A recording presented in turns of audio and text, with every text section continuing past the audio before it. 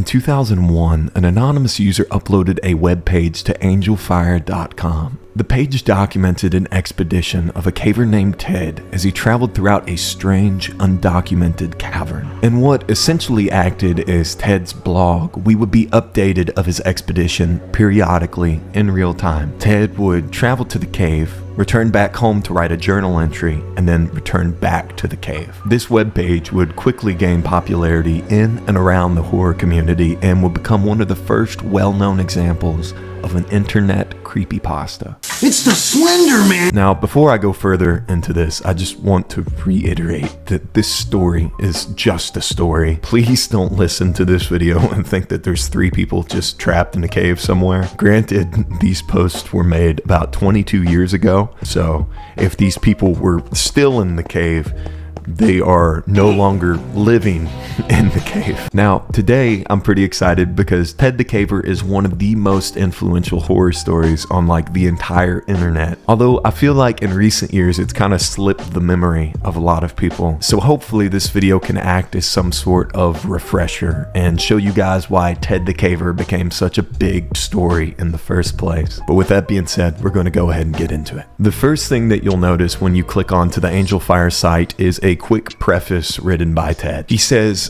"Due to the overwhelming number of requests I've received to tell about my discoveries and bizarre experiences in a cave not far from my home, I have created this webpage. I will outline the events that happened to me during the past few months, beginning with my journey into a familiar cave in December 2000 and ending, well, it hasn't actually ended yet. I'll be using my caving journal as the text to tell about my recent experiences, and I will give them to you as I experienced them. I want to point out a few things before I tell about the events though. Number 1. Most of the pictures were taken with a Kodak disposable type camera. Pictures on this site are all original photos and have not been messed with or enhanced in any way. 2. I will not reveal the names of the other people involved in this experience. If you know me well enough, you probably know them already. And 3, I will not reveal the location of the cave to anyone for any reason, so please don't ask. I refuse to be held accountable for anyone's life but my own. I will refer to the cave as Mystery Cave, but that is not its real name. If you think these events sound far-fetched,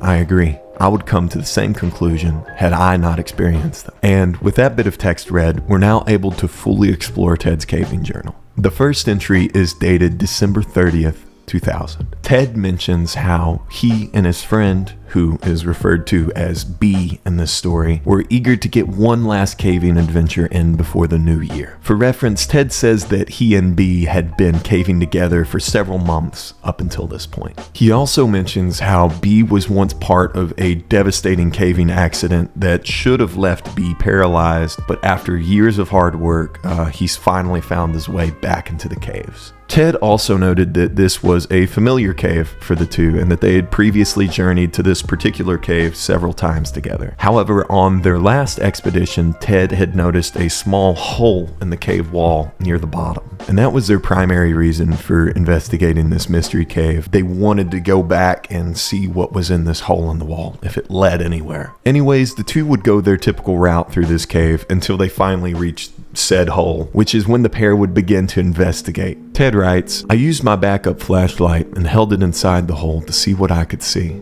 I was excited by what I saw. The wall around the hole was about 3 to 5 inches thick. It led into a tight passage, and this passage opened up a bit just inside of the hole, and it continued about 10 to 12 feet in the small crawl space. After that, it really seemed to open up, although by how much we couldn't tell. This could possibly be a virgin passage." Now, for those of you who aren't familiar with caving, exploring a virgin passage is probably one of the greatest honors a caver can have, because more often than not, these are paths that haven't been discovered in thousands and millions of years. So technically, being the first person on Earth to document these areas, it's a big deal within that community. Ted would continue to say, "To even get to the crawl space, we would have to enlarge this opening. Currently, it was the size of my fist. Once we got past the opening, we would have a tight crawl back to where it opened up. It would take some work, but we thought we could do it." And at this point, Ted provides a picture of the opening, and as you can see, he's placed his glove within it to kind of act as a size reference. So you can see that they have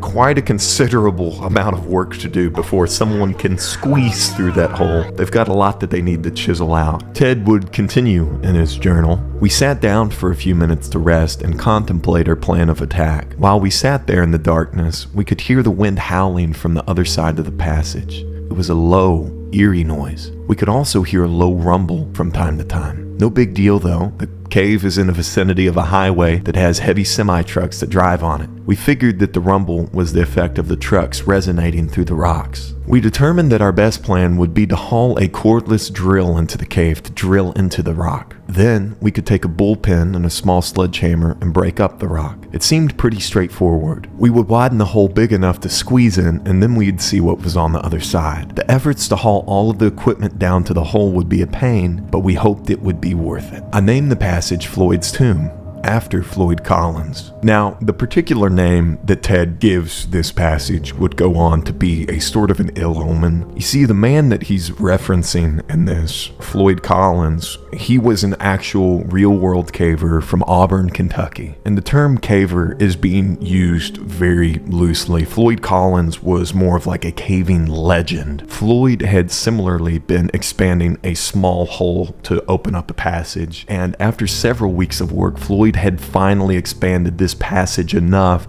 to where he was able to crawl through. The passage, though, if you even want to call it that, was said to be no taller than 9 inches. So imagine that you have 9 inches to get your whole body in. However, Floyd would manage to kind of snake his way through this pinch, and he made it to the other side of it. And on the other side of it, Floyd would find this massive chamber that he would begin to explore. But his lantern that he had brought with him began to flicker. And knowing that he didn't want to be in this massive unexplored cave without a light, Floyd starts heading back towards the entrance, and he goes through that same little 9-inch passageway that he dug out before. However, when he was crawling back through that tunnel, Floyd would accidentally dislodge a 27-pound rock from the ceiling, which fell and pinned his ankle to the ground. And this rock, as light as 27 pounds may seem, was able to wedge Floyd's ankle in place, and due to not having any room to move up and down, he wasn't able to get the rock off of him. So he was stuck there, and he survived for several days. A rescue team even made contact with him, but they were never able to dislodge him from that crack. And Floyd Collins would die in what was known as the Kentucky Sand Cave. And it's now part of Mammoth Cave National Park, so you can go there with your family and see where he died. It's crazy.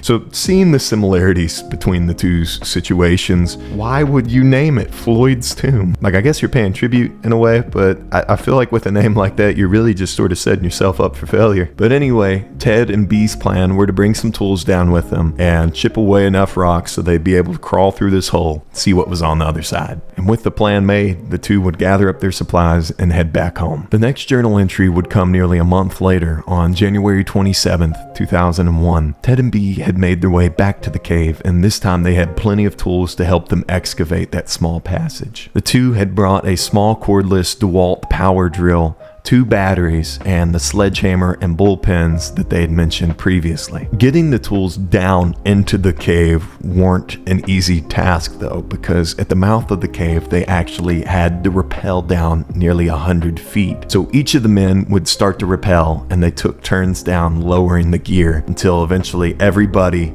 and all the tools were at the bottom. But now they could finally begin their work. However, when the two began chiseling away at the hole, they quickly realized that it wasn't going to be an easy task at all. The drill was taking off like fingernail-sized portions of rock, and the sledgehammer couldn't even be used to its full effectiveness because they couldn't get full swings with it in because of the tight quarters. Their work would be super tedious, and after hours, they would only make very, very small progress. But this didn't stop the two men, because they were both simply too excited at the prospect of being the first people to explore a virgin passage. The men eventually felt content with the work they had done that evening and sat down. Ted reflects in his journal, "Whew, we could tell that we had done some work in the cave, but it wasn't much. For the first time since we got in there, we both sat back to take a break. It was nice to check out the results of our hard work. Then we noticed the wind howling again. It seemed to be a little louder than the last time we were there. We just figured the wind was blowing a little stronger outside. What we couldn't figure out though was the rumbling. It too seemed to be louder and more frequent. This time we could not attribute the noise to trucks. The road that the trucks drove on was not very busy to begin with, but at this time of night it should be dead, and yet the rumbling continued. It seemed to be coming from deep within the passage. So now we have a bit of a scary realization that whatever has been causing this low, eerie rumbling noise is getting louder. It's moving closer to where Ted and Bee are working. However, caves are known for manipulating and warping sound in weird ways. So I think the two probably just think that this rumbling noise is some sort of ambient sound that the cave is producing. And about this time in the journal, Ted shares a picture of the work they had done that day, which doesn't seem to be a lot, but at least now you can sort of see this tight crawl that he'd mentioned previously. Anyways, the two men decided to call it a day, and they both head up back towards the cave exit. They decided that they would leave the sledgehammer and some of their heavier equipment behind. They'd only take the drills back to recharge them. Ted and Bee made a plan to arrive at the cave early the next morning and get to work. Ted writes in his journal, "The second day working on the cave went about the same as the first. We worked until both batteries on our drills were dead again. We were still not even close to getting through, and the howling and rumbling continued as the day before." Ted's next journal entry would come in the form of a description of the mystery cave, but for the sake of this video's length, I'm going to omit this part, as all this section really does is just detail how claustrophobic the cave is. So instead of reading you 10 paragraphs about how windy and tight the cave is, I'm just going to tell you outright that the cave is windy and tight. I hope you can take my word for it. Ted and Bee's next expedition would continue 2 weeks later on February 10th. This time the two men arrived to the cave at night, and at first when I heard that I was like, really? Are we gonna do the cliche horror movie thing? But Ted actually has a really good point. In his journal, he simply says, once you're in a cave, it's always night. And I mean, he's not wrong. Anyways, this time the two would bring along Bee's pet dog, Whip. Whip was a smaller dog. She was a Jack Russell Terrier, but she had accompanied the two many times on their caving adventures, and she was always remarkably well behaved on these trips, so she wasn't really of any concern this time. Also, on their way down, Bee had mentioned how he had questioned some more experienced cavers about the noise they may have heard, and these cavers explained that the low rumbling sound that they heard was probably the echo of water from deep within the cave, and maybe even an underground waterfall. The potential for this only sparked more intrigue in Ted and Bee, and they would hurry quickly down to get to the excavation site. Something strange was happening the further they went down into the cave though. The closer and closer they got to the excavation site, the more and more anxious Whip started to act. At first, she just seemed tired, like she had tuckered herself out, but the further they went along, the more obvious it got that something was absolutely terrifying her. And by the time they had reached the hole that they had been working on, Whip was cowering with her tail in between her legs. Ted remarks in his journal, "Strange, I've seen her square off with dogs twice her size, but now she acted as if Satan himself was lurking there in the darkness. I figured there must have been animals that used the cave as a home, and Whip must have smelled their scent." Ted mentions how the two men would continue their work, but Whip would remain sitting there, never taking her eyes off the hole in the cave wall. Now, for those of you who don't know, there's this sort of trope within the paranormal community that dogs are able to detect unseen danger. You know, you can find these videos online of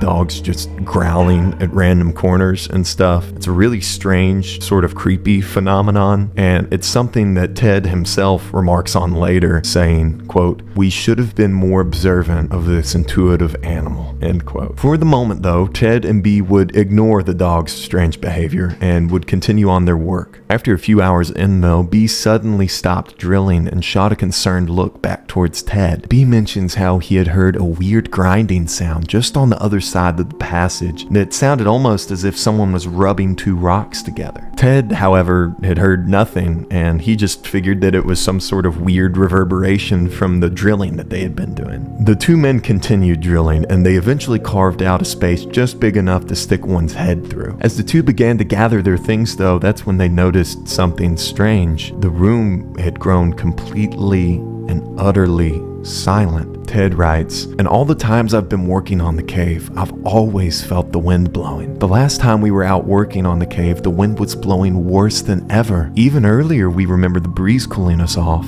But now, nothing." B said he didn't know when it stopped, but even the rumbling has ceased too. Bizarre. Now remember, the wind had been pouring out of the small hole they were working on into the rest of the cave. So the only real explanation I can come up with for that is that something was standing on the other side of the hole, preventing the wind from coming through. And remember, Ted had previously said that their flashlight only went so far back, so something could have been on the other side of the passage in the dark, just watching them, and it was probably the same thing that caused that grinding sound from earlier. Once more though, the two just proceeded to kind of brush it off, and they continued out of the cave and didn't think much of it. And if you think it's weird how Ted and B are just sort of overlooking everything that's happening in the cave, don't worry. Ted later writes, "In retrospect, I can't believe how casual we were about everything that was happening in that cave. At the time, the only thing we could think about was getting into the passage. Everything else was just a minor distraction. I do recall thinking that it would be nice to get in and see how the mechanics of the cave worked, like where the wind was coming from and what was making the noise. But now, weeks later, I think of my ignorance and naivete and shiver." So it's nice to at least know that at some point Ted does wisen up a bit. The next entry comes just a few weeks later, and we learn that the two begin to grow a bit jaded over this whole caving experience. They're not nearly as excited as they were when they first started this project, and rightfully so. They thought this was going to be like a 1-2 day thing max, and now it's become a huge, like, weekly project for them. And during all this work, all these strange things are happening, so I wouldn't be too excited to go back to the cave either. During their trip to the cave this time, the two try to think of some rational explanations to what may have caused all the weird things they've been noticing, but neither of them could find any reason that could actually stick. They would slowly chisel out more and more rock, and eventually Ted would take another picture to show the two's progress. They were definitely getting closer, but the passage was still too tight to fit in. The two would resume their work, but not soon after, something would stop them dead in their tracks. Ted recounts, "I was kneeling down and working the drill slowly into the wall at the time. I had my earplugs in, my safety glasses on, and was lost in my own thoughts. Suddenly, over the squeal of the drill wearing down the rock,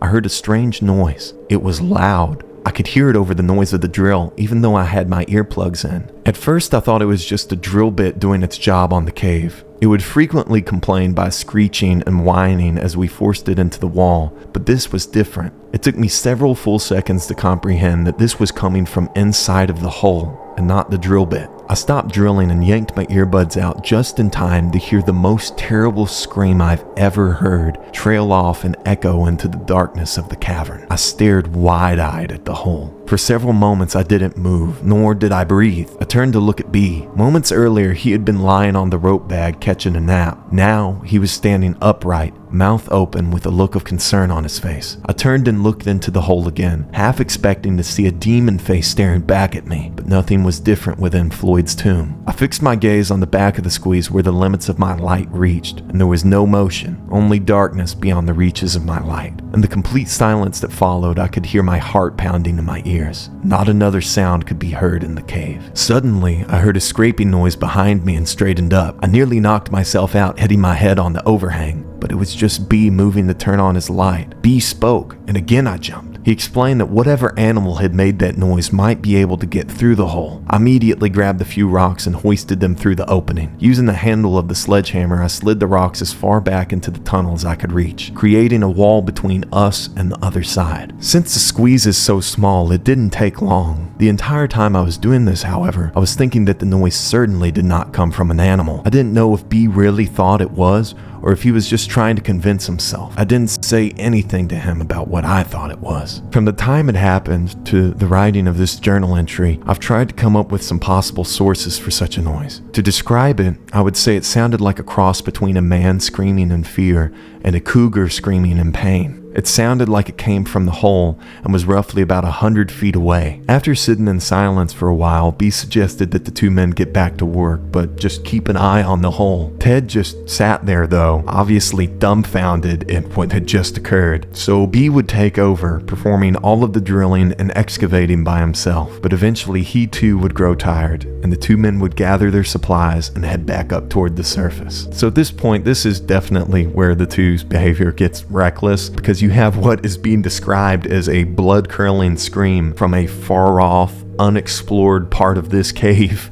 So you'd think that the two guys would just kind of, cut their losses and call it on the whole expedition. But the prospect of discovering this new passage is simply too exhilarating for them, and they continue to work even through the reddest of flags. A few days later, the men would return, and this time in the cave, they would actually make some really good progress on chiseling away at the hole. So much, in fact, that Ted was actually finally able to fit his way inside of it. Ted would begin what can only be described as a suffocating crawl. In the journal, he describes how he had to exhale all of the air out of his chest so he could have just enough space to weasel his way through, which is a thought that makes my stomach churn. Now try to keep in mind that this tunnel was only about 10 to 12 feet long, but it's so narrow and so tight that it takes Ted several minutes to make his way through it. And towards the end, he finally gets to a spot that's too tight to squeeze through, and he has to start crawling backwards. And while they weren't able to make it all the way through, the two men still viewed this as a massive win, because in all likelihood, their next trip was going to be the one where they would make it to the other side. In the following weeks, B took it upon himself to craft this scraper tool that allowed them to scrape the rocks off the cave wall from further back in the tunnel, and they hoped that this tool would be able to hollow out the crawl space just a bit more so Ted would make it all the way through this time. And when they returned to the cave on April 7th, the two made a promise to themselves that this was going to be the day. Come hell or high water, this was the day that they were going to make it to the other side of Floyd's tomb. And they decided that they were going to stay for as long as they needed until they accomplished that. And the two would immediately get to work and start hollowing out and scraping away at this tunnel. And after a few hours, Ted finally felt comfortable to give the tunnel another shot. He would jostle himself up into the opening and begin to nudge his way towards the other side. Ted also mentions that during this particular trip back to the cave, that the wind and that low, eerie rumble from before had returned, and that while he was making this crawl, he was actually treated with a cool breeze from the other side of the tunnel, which honestly sounds like the first positive thing that's happened in the cave so far. Eventually, Ted would have to revert to this technique of exhaling that he had used earlier, but this time he would actually make it to the other side of the tunnel. He writes in his journal, "After a few inches of scooting, I could raise my head off the floor of the squeeze and tell that the passage was finally beginning to open up. I relayed this information to B, and we both took a few seconds to celebrate. I was grinning ear to ear. Even though the passage was beginning to get larger, it was still slow going. I had to continue scooting along for another 1.5 feet before I could finally slide my arms underneath me to use them to crawl. And at that point, I felt my journey was essentially over. I was able to sit up slightly and move the rock wall we had erected several trips ago. Those rocks served as a somber reminder that a little caution would probably be wise. B would likely never be able to squeeze through the passage and see what I was seeing, so I gave him a description of what the cave looked like. At this point, I only had my mini mag light, so I could not see very far into the passage. The end of the passage made a gentle right turn and seemed to go on for a ways. All of the broken rocks we had pushed through Floyd's tomb were around me at this point. There were no other signs of human intrusion. I had waited until B passed me my helmet light to get a better feel for the cave. And after I got my light fired up, I was able to see our new section of the cave. So obviously this was a big deal for the men, because they have been working for months at this point to excavate this part of the cave. And now Ted finally makes it to the other side. But when he makes it to the other side of this wall, that's when it kind of sort of hits him that, oh, I'm alone. As long as Ted was in this new area, the two men were effectively cut off from one another. And not only this, but he starts to remember all of these weird noises and all the strange occurrences that have been happening to them in the cave the past few months. Ted would voice this concern to B, who would then slide him a metal pipe through the tunnel just in case he saw that animal that they heard earlier. B also told Ted to remain within earshot of him just in case something bad were to happen within the cave. This would be a bit useless though, as Ted mentions in his writings, quote, "Even though we were at least thinking of the possibility of running into trouble, we never really considered the fact that if I got into trouble,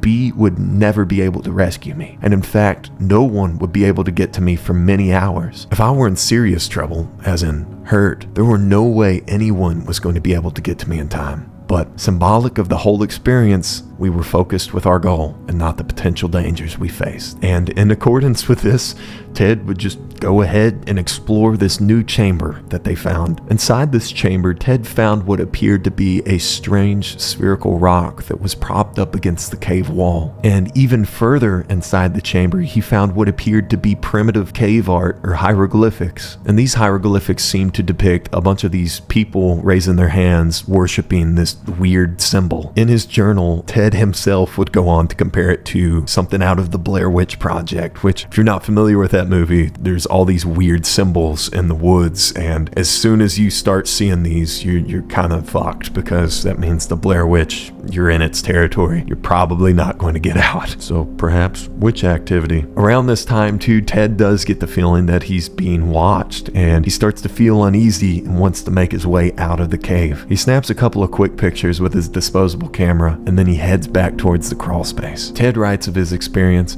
"I was a little over halfway through the crawl space when something bizarre happened. I was laying there, taking a brief break, when I heard a sound deep within the cave. It was the faint but distinct sound of rock sliding on rock, and my blood froze in its veins. I couldn't move. I just lay there, straining to hear the sound again, but there was nothing. I didn't mention the sound to B, but I did recall on one of our earlier trips when B said that he heard the same thing." And Ted's right, this is the same exact noise that B said he heard a couple of trips previously. It would seem that there's something unseen out there in the darkness of the cave that's moving around, causing these noises to occur. Once Ted made it out of the squeeze, the two once more packed up their gear and headed towards the exit. Ted noticed something when he came back home though. All of the photos he had taken from the large chamber room were distorted. The photos he had taken before and after the room had turned out fine, but for whatever reason, the photos of the hieroglyphics and the strange rock within the chamber didn't turn out. For some reason, whenever he was in that particular chamber,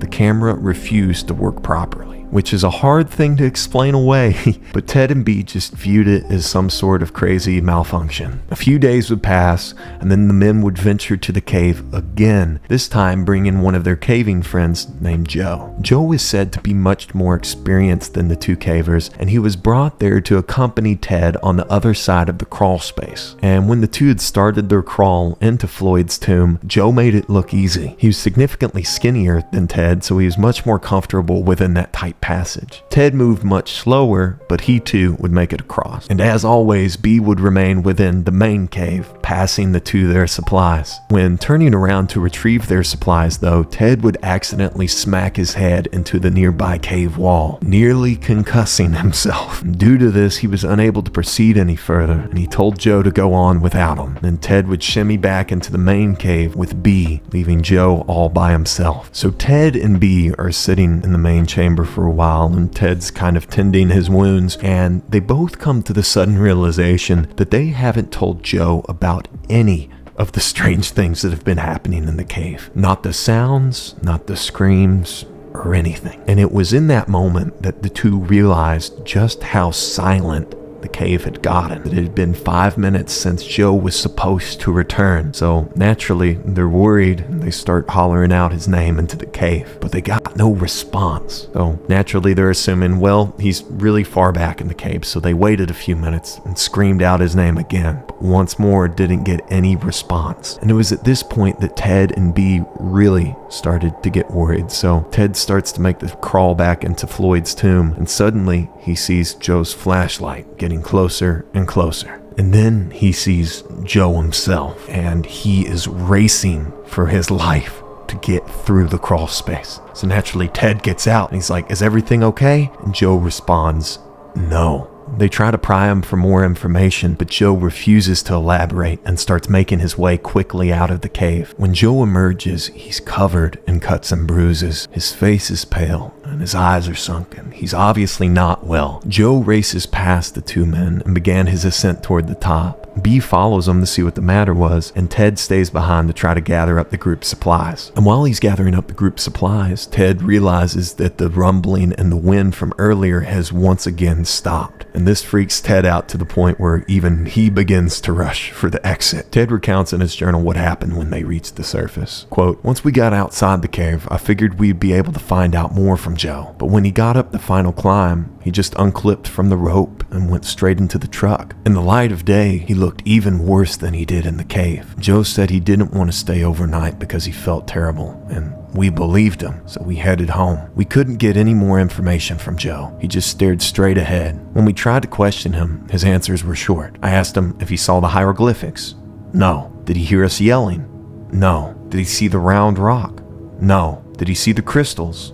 No. He just said that he went a little ways in and started to feel sick." So obviously Joe has seen something in the cave that has absolutely just petrified him, which, to be fair, going into this, he thought it was a normal cave. Ted didn't tell them of any of the weird things that they had encountered, so you can't really be too surprised when he comes out looking like this. In the car ride back home, Ted tells Joe of some of the things that they had encountered, but Joe just sits in silence. When they finally get to his house, Joe doesn't say a word. He just leaves the two men and runs back inside his house. Ted even mentions attempting to call him the next day, but all he got was Joe's voicemail. This isn't the reaction of a person who saw something strange or undocumented. This is the reaction of a person who saw something unfathomable. And needless to say, I don't think we can expect to be seeing Joe on the next expedition. In the next journal entry, Ted offers some insight as to why he and B had been pursuing this cave so hard in the first place. He says, "I hope I can successfully convey our exact thoughts and feelings as we contemplated our next move. If not, I'm afraid we will appear to the average reader as being ignorant, naive, or downright foolish. This cave represented to us the culmination of weeks of hard work, complete with an array of emotions, from fatigue to fear, anticipation to pain, from frustration to glory. To us, we were not standing on the brink of possible destruction, but rather honoring an unspoken commitment. Much like a parent to a wayward child, we were not going to abandon our child out of fear of the unknown. Like it or not, this cave had become a part of us, and now we must see this adventure to its fruition. Additionally, verbose explanations aside, we were being eaten alive with curiosity. Despite the overwhelming number of unexplained occurrences we experienced, we had to go back into this cave. What was making the rumbling noise? What caused the change in wind strength? All the way down to what happened to Joe. What did he see or experience? We kept coming to the same conclusion. We had to return to the cave. We could offer no possible scenarios that would solve the many riddles held deep within the cave. The only way we could hope to complete the puzzle would be to conquer the cave. We were heading back to Mystery Cave. So they aren't as clueless as it would seem.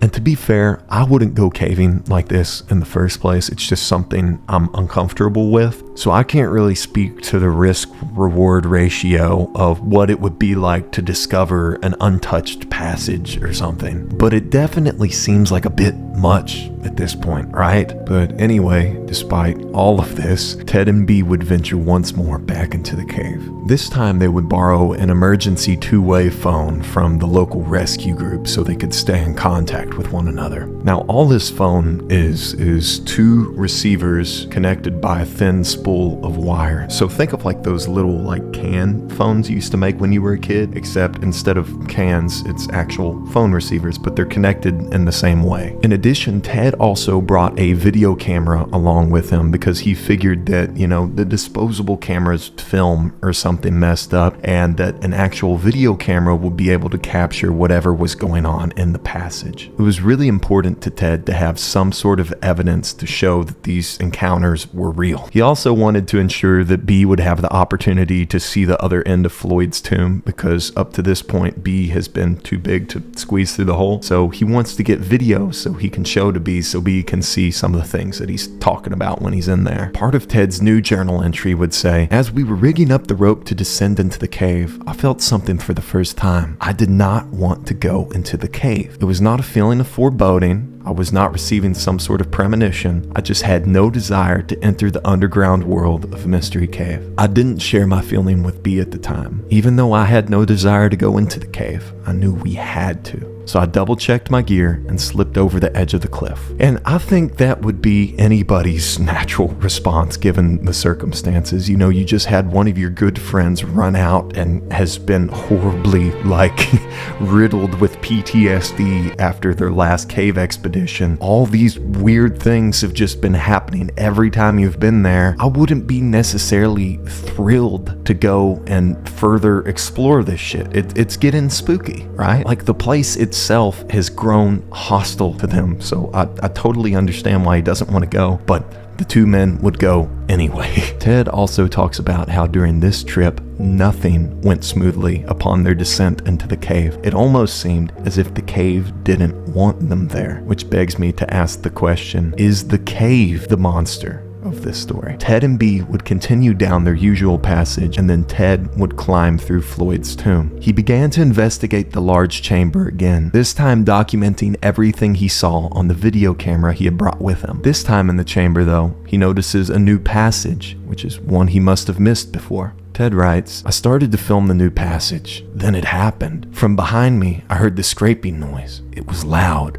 It was close. It was coming from the large room that I had just left. I wheeled around to face whatever had made that noise. And when I did, I lost my presence of mind and stood up at the same time. Crunch! My helmet crashed into the passage ceiling. My light broke, and I was then buried in the heavy darkness. Pain shot through my neck and down into my back. The helmet had protected my head, but my neck was nearly numb from the impact. Fear enveloped me, and my knees began to weaken. I slowly and involuntarily slumped to my knees, gently set the camera down, and I began to see stars from the pain in my upper back. The scraping sound lasted only a second, and now the only sound I could hear was my panic-inspired breathing. Not only could I feel the fear thick upon my chest, but the darkness seemed to hold me in my place. I felt like I was vulnerable from every direction. I wanted to turn and look behind me, and to the side of me, and in front of me, but everywhere I looked I saw black. Finally, I broke the stupor of terror long enough to reach for an alternate light source, the mini-mag on my helmet. I twisted the light to turn it on, and when I did, I nearly cried. I'd forgot to put fresh batteries in, and now I could only see just a few feet ahead of me. I strained to get a glimpse of any movement in the room, but there was nothing. I was shaking violently as I sat there trying to figure out what to do. My mind was not thinking clearly. I honestly thought I was going to die right there in that cave. For a fleeting moment, I wondered how B would ever figure out what happened to me. But then it hit me like a boulder. The phone. My mind must have been clearing up at that point because I also thought about my glow sticks. I found one and ripped it out of the package. I could tell something was wrong by how it sounded.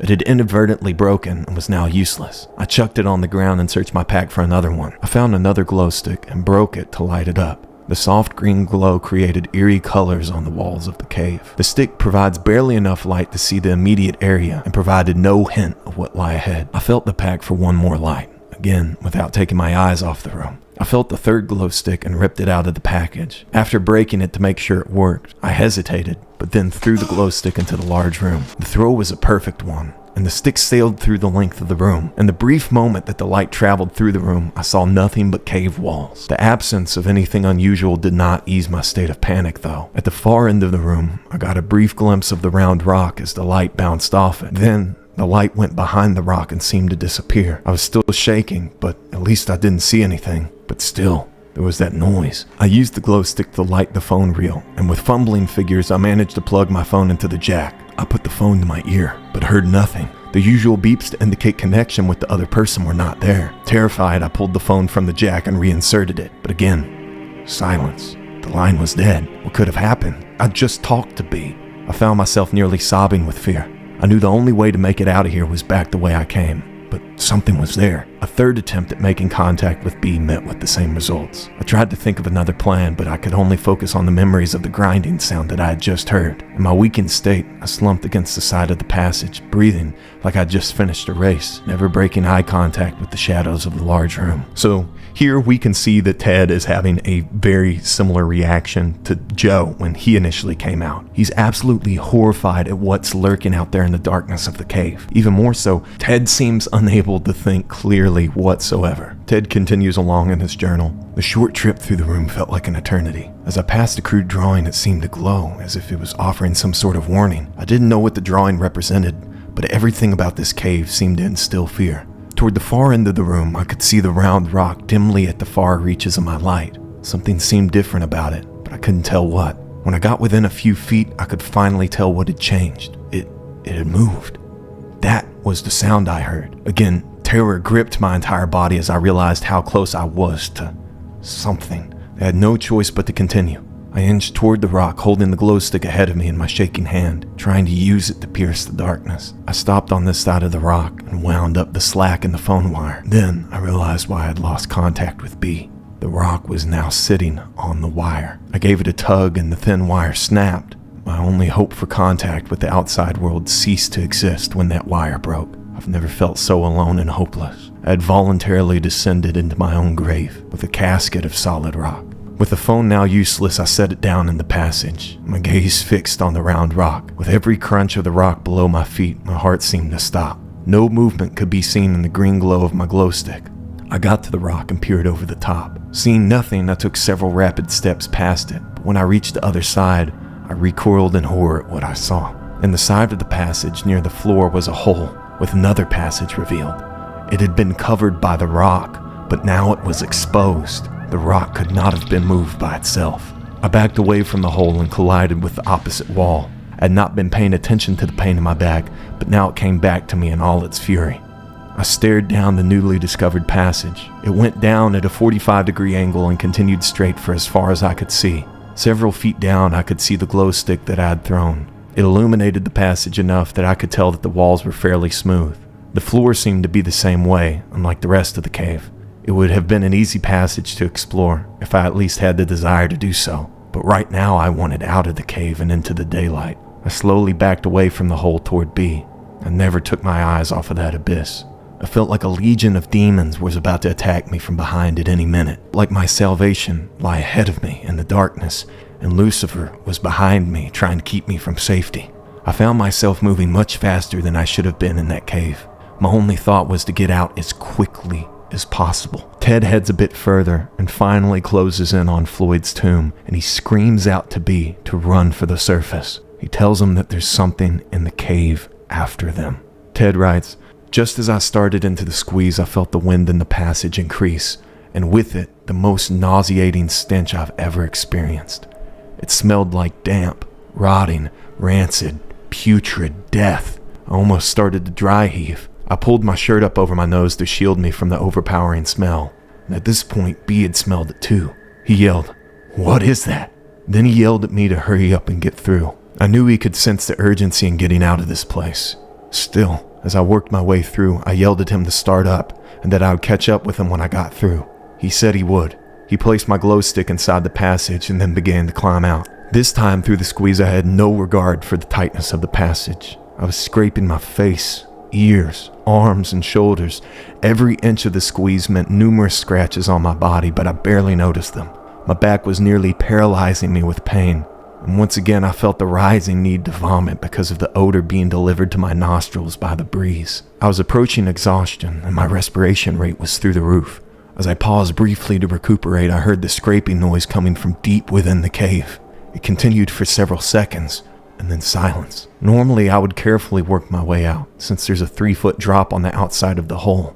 This time, I kicked with my legs, and I pulled with my arms, and I dropped out of the tomb, right onto my shoulder. Ted would manage to catch up with B near the mouth of the cave as he saw B rushing to rappel up, and from this running, B was obviously very exhausted and very terrified at what Ted had just experienced down in the cave. Ted was unable to hook in his ascension device though, so he was forced to free climb with the rope all the way up out of the cave, meaning that if he were to slip, he would surely fall to his death. As Ted was about 3/4 of the way up the rope, B had already gotten all the way out of the cave, but just then, from the bottom, something started to pull the rope stiff, meaning that there was something climbing the rope after them. Ted quickly made it to the top of the entrance, and he screams at B to cut the rope. B obliges and severs the rope from the tree that had anchored them with his pocket knife, sending whatever was climbing up after them plummeting to the cave floor below. Ted writes, "It has now been 4 days after our trip to the cave. It has taken me 4 days and dozens of attempts to get this entire experience written into my journal. Every time I started to write, I recalled the terrible feelings I had and couldn't write anymore. I felt compelled to continue, so as to document the unbelievable events while all the details were still fresh in my mind. I can still feel the pain, still smell the stench, still experience the terror.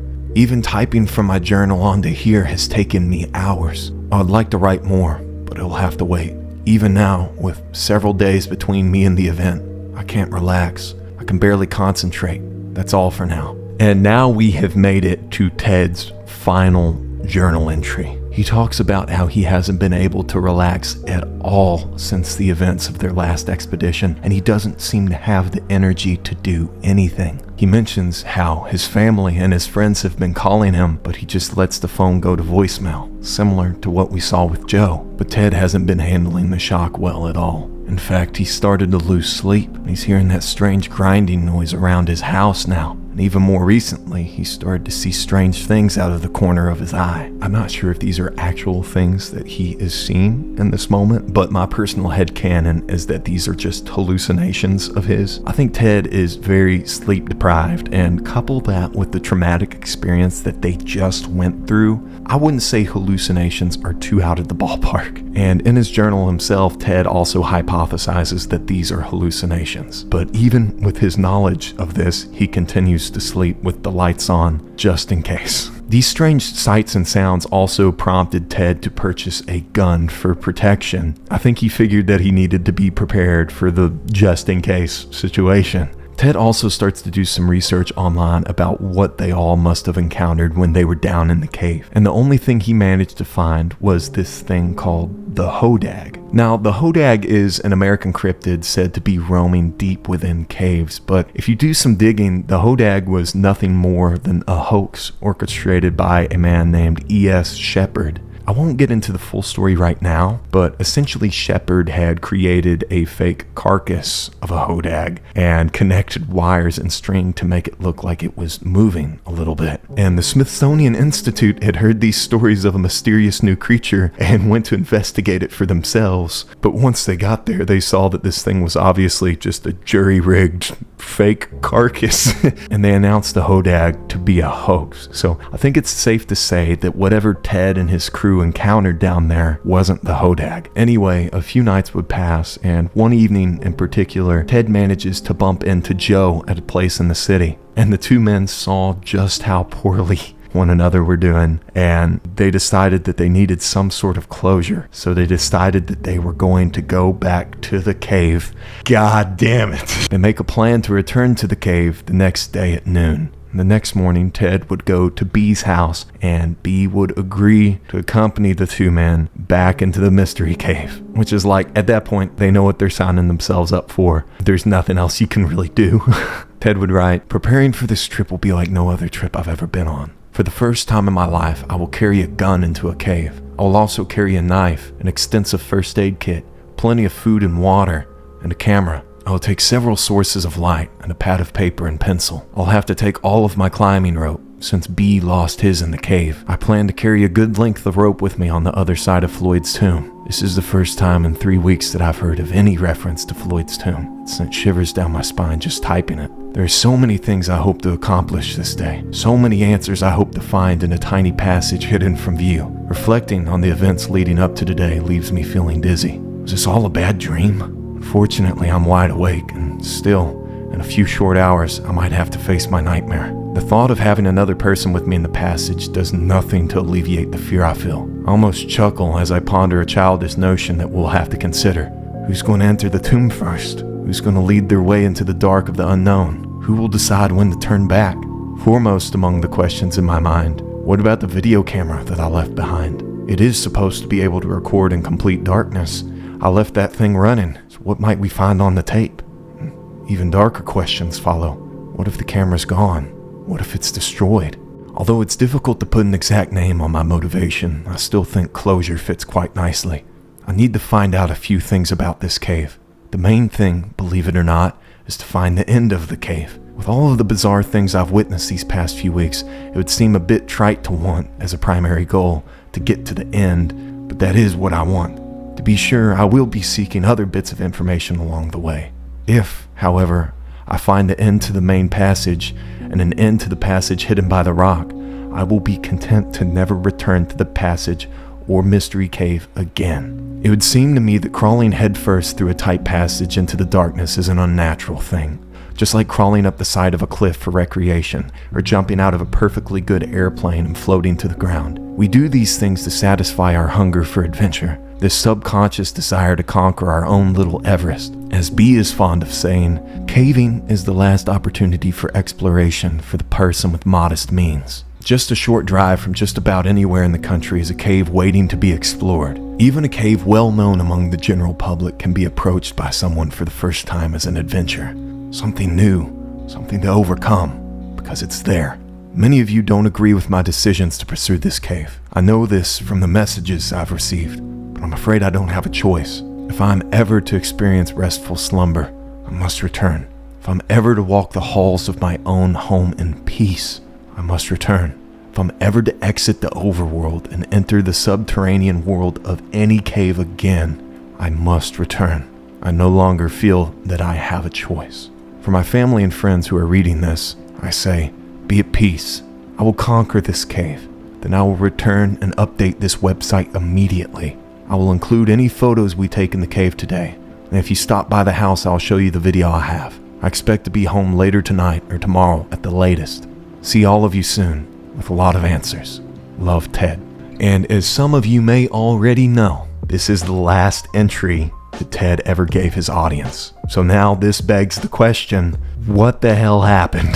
So obviously we know it was something to do with the cave, but what was it? A lot of people seem to think that it's some sort of cryptid or undocumented creature, but I've never really subscribed to that theory. And my reason being, I think that whatever is in that cave is far too intelligent to be just deemed a lost creature. It was both strong and smart enough to move the boulder to sever the phone cord, and that doesn't even begin to mention all of the weird symbols found within the cave. Another theory that people seem to have is that there's like a bunch of like Fallout 3 troglodyte people living in the cave, a la something similar to The Descent, and that there are these just mutated people living in the shadows that are picking off anyone that's getting too close to them. But I feel like if that was the case, then why was the cave showcasing all of these weird properties? Why was the strange hieroglyphic symbol glowing when Ted was being chased? And why did the chamber begin filling up with that strange death smell? And I think that's what makes Ted the Caver such a good story, is that it's left open-ended, but it still gives you enough clues to kind of go in any direction that you want it to. With that being said, though, I think it's about time that I tell you all what I think happened to Ted.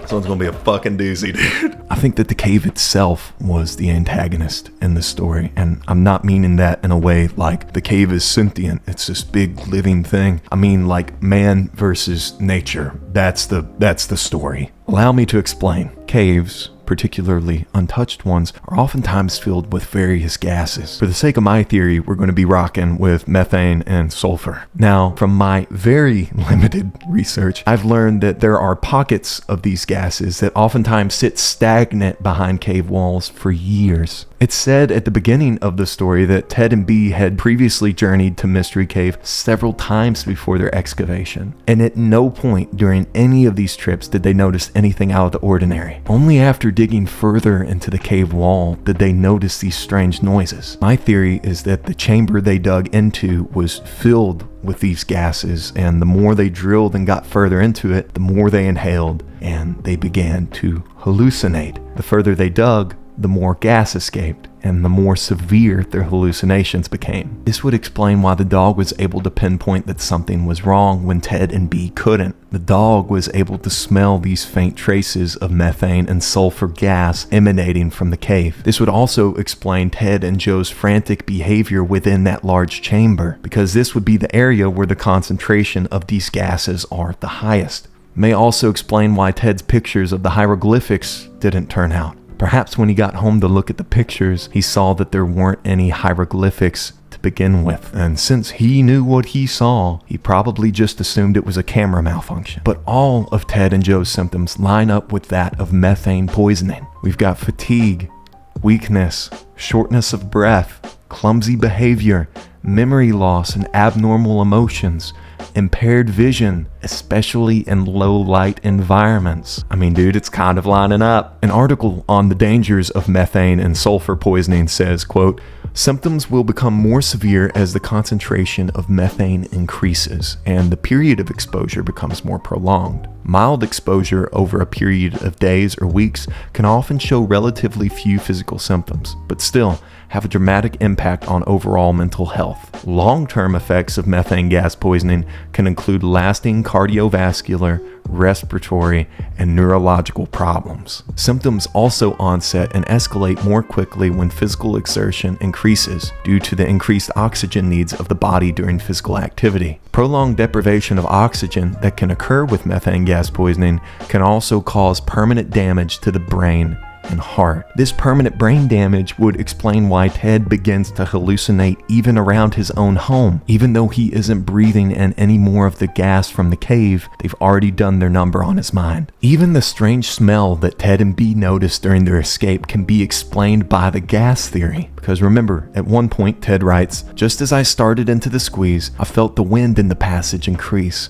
and with it, one of the most nauseating stenches I've ever experienced. And sulfur is typically described as smelling like rotten eggs. Perhaps in his hurried escape, Ted knocked over a rock or two from a cave wall and disturbed another one of these pockets of gas, causing the even more potent stench to arise as they tried to make their escape. I theorize that when all of the men traveled back to the cave that day, they finally succumbed to their methane poisoning. Or perhaps these gas-induced hallucinations drove them all mad. Because remember, on this trip, Ted brought a gun. I wouldn't say it would be out of the realm of possibility for Ted to think he sees a demon or a creature of some sort and he goes to shoot it and it winds up being one of his own friends. At least that's the most logical, rational theory that I've been able to muster. I've read some other people's theories and they just don't make sense to me. I never appreciated the lack of originality that came when people said stuff like, oh, it was a Wendigo or it was Slender Man. But let me know what you all think happened down below. Also find it worth mentioning that for a while there were a lot of people that thought Ted's story was real. And it's easy to laugh at now because today on the internet, everyone just automatically assumes everything is just fake fiction, you know? But mind you, back then, no one had ever seen anything like this. So there was a lot of people that assumed that there was a dude dead down in a cave somewhere. But the anonymous author would come out several years later with a blog post revealing that the story was in fact fiction. The author actually was a caver named Ted, and he and his friends had actually been carving out a new section of cave, but all of the supernatural aspects of the story were fabricated, which is like good to know. Anyways, I hope this video made some semblance of sense. I hope it was an entertaining watch. I've literally been sitting in front of this camera rambling for going on about 3 hours now. I can already tell I'm going to spend about a week editing this video, so please, if you enjoyed it, it would mean the world to me if you would leave a like and subscribe and share. Just do all the things. This is undoubtedly my biggest project that I've had on the channel so far. But anyways, I'm really grateful for all of you who've stuck around to the very end of this video. Don't go in any weird caves. I'm out.